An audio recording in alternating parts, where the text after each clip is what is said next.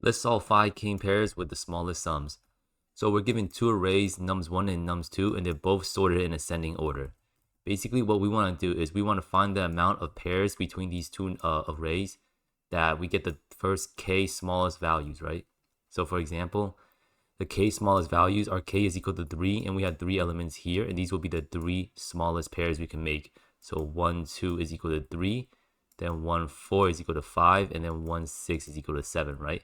That's the smallest pairs we can make, because obviously if we did 7, 2, that's already 9, so it's already bigger than everything in here. So how do we solve this question? How do we know that the minimum amount of pairs you can make is 1, 2, 1, 4, and etc., right? So what we can do to solve this question is using a min heap. We can use a min heap.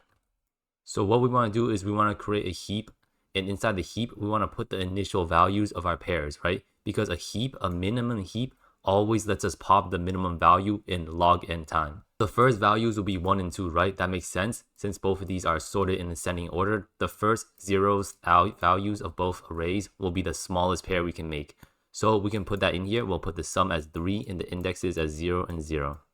I just wrote out the k so we remember what it is. So we want to find the next smallest pair after this, right? And how do we find that? Well, since we know both of these arrays are sorted in ascending order, we know the next smallest pair is either this value with this value or the next value here in the original value here, right? That makes sense, right? Because all of these values are ascending. This can't be the next smallest value. This can't be the next smallest value. It has to be one of these two. So what could it be?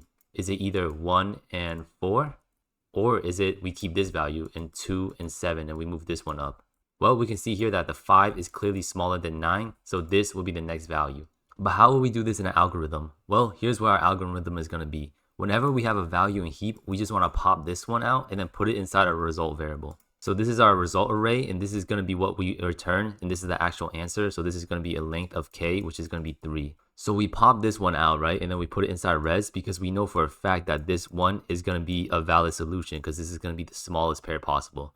But we don't actually return this, right? We want to return the actual pair itself. So let's get the index of num1 0 and num2 0. This will be the value, right? 1 and 2. So we have our first answer. Now that we pop this thing is gone. And what we want to do is after we pop this, we want to put the next two values in, right? So this value is technically it will be 0, 1, right? And then this value is just 1, 0.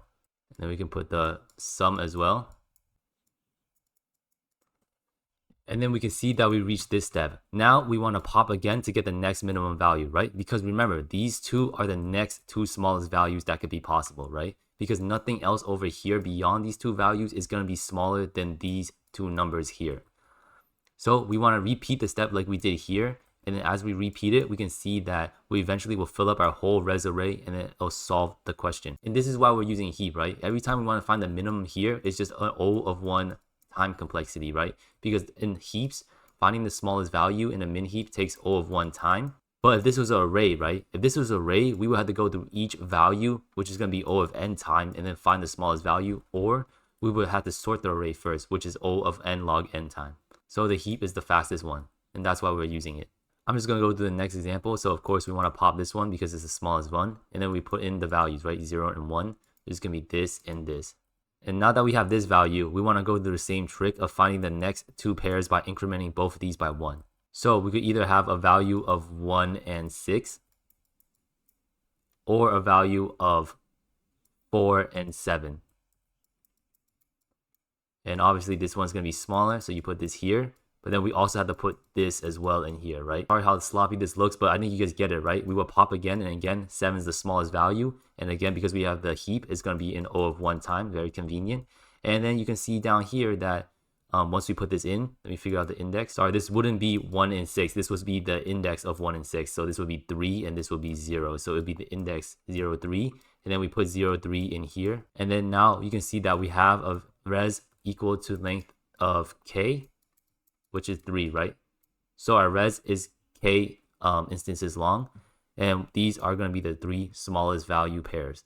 And this would be the code. I hope you guys found this interesting, and like and subscribe for more.